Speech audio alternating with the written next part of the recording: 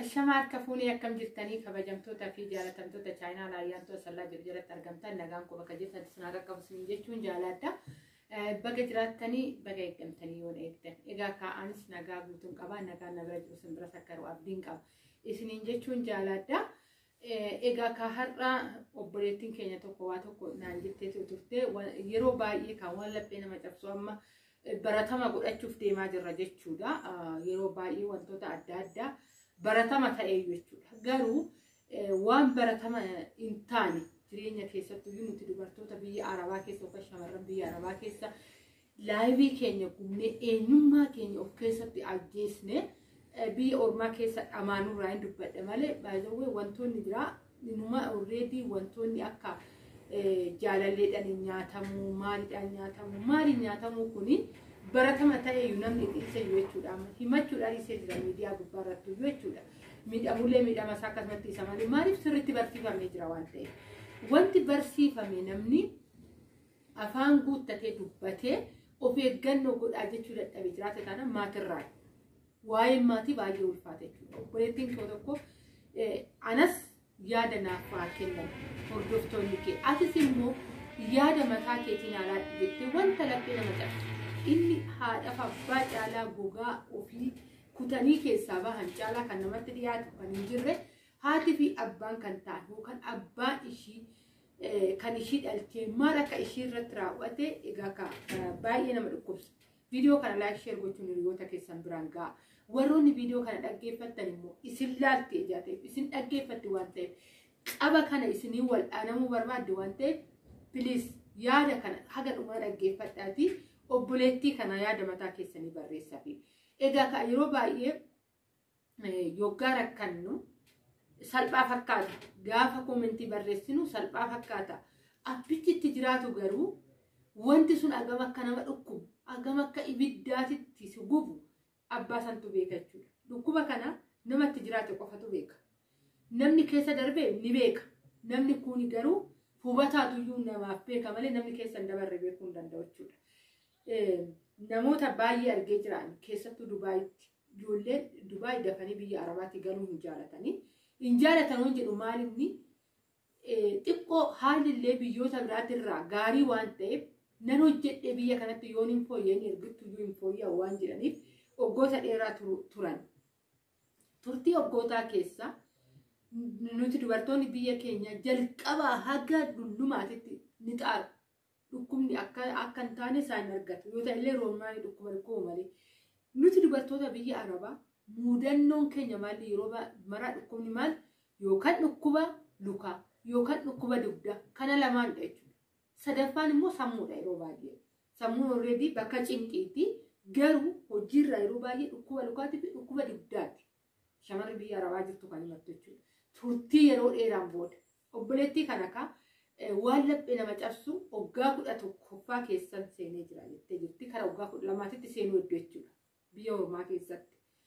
Kana kam waa'ee ishee odoo hin dubbatin dura obboleettii tokkotu iyyuu waggaa 12 hojjette lafa teessee teechoo lafa godhatteetuma bishaan waraabbattee lafa meeshaan namaa miiccite jechuudha.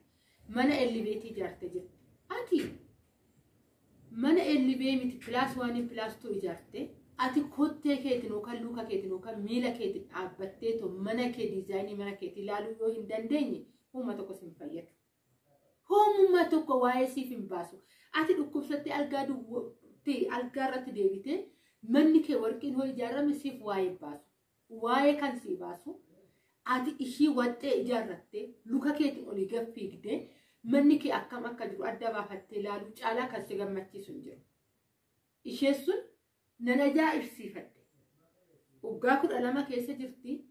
Manni ijaarramee jira. Ellibeetii manni ishii ni bareeda. Waa tokko tafe waan xiqqoo waan itti galfattu tafe isan guuttadha jettee dandeesseen dhaabattu fo'oqxee mana qulqulleessiti. Warris waan bira turte teechoo kennanii fi barandaatti miicciti qodaa warraa jechuudha. Kichinitti dhaabbatanii miiccanii hundi keessanuu ni beektu itti jiraachaa jirtu waan ta'eef. Isheen kun gaafa galtu kiraanchiidhaan galte manni koo kana yoo ta'e diizaayinii kanaan naa bareeda jettee meeshaa diizaayinii godhachuu dhaabbattee diizaayinii godhachuu kan hin dandeenye mana ishii keessa baga nagaadhaan galte keessummaan jedhee gara mana ishii hoggaa dhufu dhaabbattee keessummaa ishii amiin jechuu kan hin dandeenye homumaa waa'ee ishiidhaaf hin baasu. Dhuma manni koo yoo ati fiigde yoo ati itti galateeffachuu dandeesse yoo ati nama karaa kee dhufutti simachuu dandeessedha manni illee kan waa'ee sii baasu. Kuni gorsaadha. Waa'ee karaa obboleettii kiyyaatti hoggaan deeme obboleettiin koo maatumti koo abbaan koo amma dadhabeetoo jira. Amma obboleewwan kootu taraatti darbeetu abbaa koo xooraatoo jira jette abbumti koo fi obboleewwan koo waan aan jedhanii jette mana si arginee jirra mana kaartaa pilaanii qabu mana ijaaramee dhumatee si arginee jirraa bittu malee naan jedhanii jette filannoo manoota agaa baay'ee naa kennanii jette kunis naaf hin ta'u kunis naaf hin ta'u kunis naaf hin ta'u jedheen daddabarsaa turee jette ergaa kaa sagalee namaa xiqqoo miira abbaa saniitiif jechuufan waan sagalee abbaa saniitis WhatsApp birraan finne suuraa keetis naaf laadhu hin jenne. Ani hoo bara rakkinaa san keessatti osoo namni suuraa kiyyatti fayyadamee miidhamtuu kanaa ta'edhame gammachuu qabaa har'a. Odoon viidiyoo sallaalee odoon suuraa sallaalee jechuudha. Garuu sammuu ilma namaatiif eeguuf mana nama kamiituu hin seenaa suuraa ishiillee hin fayyadamne abbaa sun kaa koomentii ni barreessaa. Koomentii dubbifachuu hin dandeessan jechuudha. Hundi keessanuu saanduqni koomentii kiyyaa banaadha.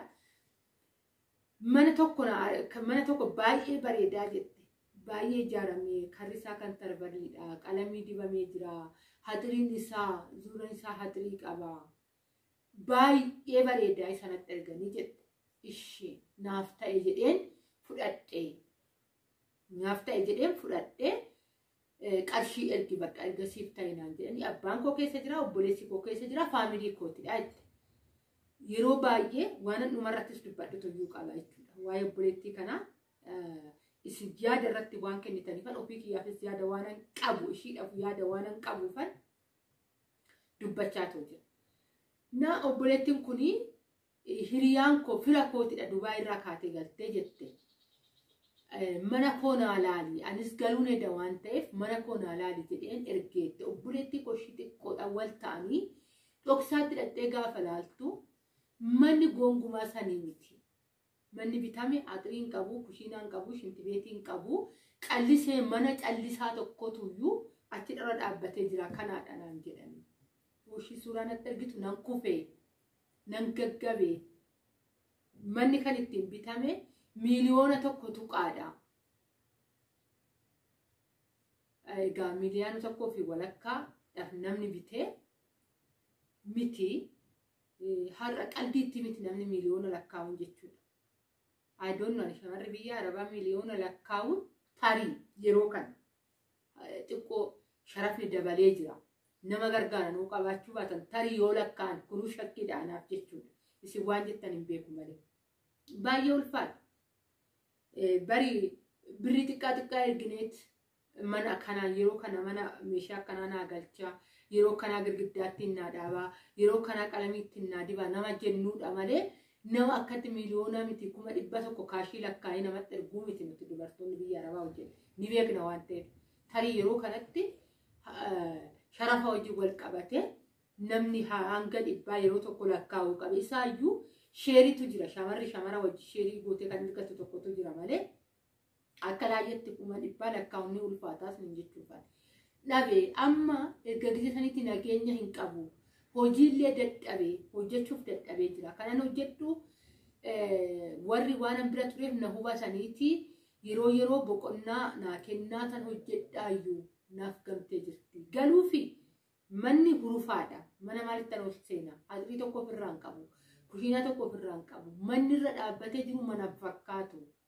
Ani kanan qabu achitti arraaggafe. Ergasii iyyuu kana sirreessina kan jedhanetti erganuyyuu lakkaawwamee ta'uun dhumatu qarshiini. Amma immoo maalitti dhangala'aa hojjechuus hin danda'u. Sammuun koollee nama raachuuf ka'ee jira. Yeroo baay'ee nageenya hin qabu. Nan boo'a. Lubbuu kootitti faraduuf deemaa jira. Jette obboleettiin kuni.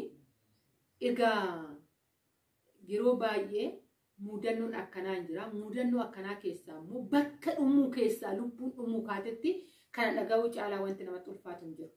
Ijoontu amma waggaa kana mara teessee lafeetu nama dadhaba bara. Namni arginu hin jiru biyya Arabaa keessa jiraatanii dadhabbina namni hin beekne hin jiru. yoo dadhabdu dadhabbii miti amma roormaan amma dadhabbii biyya keessatti dadhabbii roormaan hin dadhaba achitti akka waan lafeen koo dadhabeeti bokkaan kana kutaa kootii garuu jechuudha hojjedhee jechuudha kanaafu lafeen keenyatu dadhabaatoo deema gaafa biyya ormaatu obboleetti kanaan deebi'e taa'ee hojjedhu jechuun ni ulfaata ati hoo laaltu kanaadha ani akka kootitti ka gorsa mataa kootii kanaan laadhuuf yeroo baay'ee wanta kanaa kun gaafa mudatu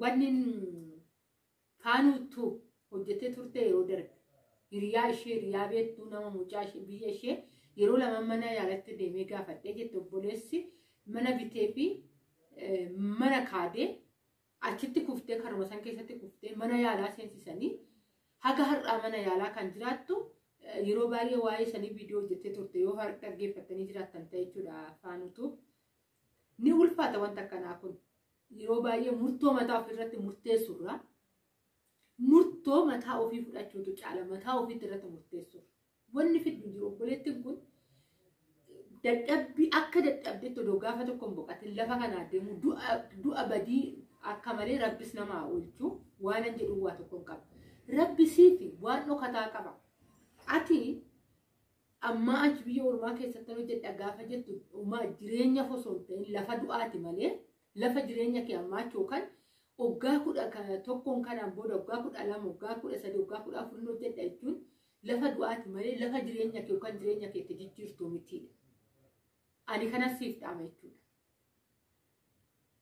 Galii waan harkaa qabdu harka keetitti qabadhu lafti sun lafa qarshii baasu hojii ta'e lafa qarshii san qarshiitti jijjiirii lafa bahaa ta'e lafa yookaan jiddu galeessa ta'e lafa qarshii guddaa hin barbaanne lafa addeessaa barbaadii bitadhu achirratti loonis dandeessu lukkuus dandeessu daldala mataa keetii kanaadha kana siif dhaamu jechuudha.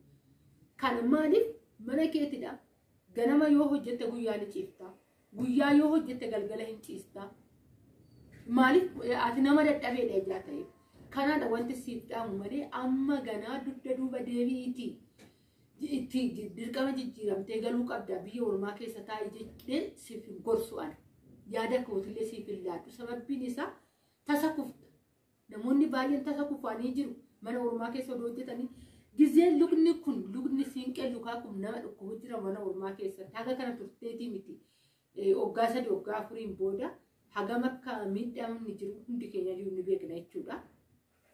Kanaafuu kanaadha kanas gorsu waan harkaa qabdu immoo amma achi fira kootiin jedhini maalii kootiin jedhini waan harkaa qabdu harka keetti qabadhu sin jechuun jaaladha.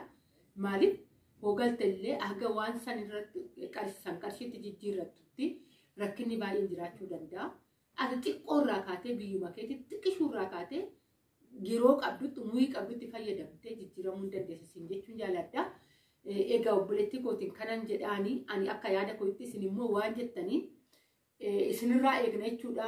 Baay'een isin jaaladha baay'een isin kabajaa piliis of eeggannoo godhaa keessattuu yoo amma ijoollee baay'een maatiin koo keessa odoo naa oolanii maatiin koo yoo akkana naa godhan malee ani maaliin hin ta'u jedhanii yeroo baay'ee ofitti amanamummaa irratti ijoollee baay'ee na quunnamee jira jechuudha. Of eeggannoo godhaa. Ormaan miidhamuu namaa wayya. Miidhaan maatii lafee si nyaatee si fixa. Sammuu keessa nyaatee si fixa. Miidhamuu ormaa namatu siif naa. Miidhamuu maatii namni siif hin namu. Teekkee of eeggannoo godhaa. Hundi keessan hatta haadha kee abbaa kee kan caaleen jiru of eeggannoo godhaa. Garuu miidhaan isaan dhufu immoo akka malee ulfaata. Isiniin jechuun jaaladhaa bakka jirtatti nagaa.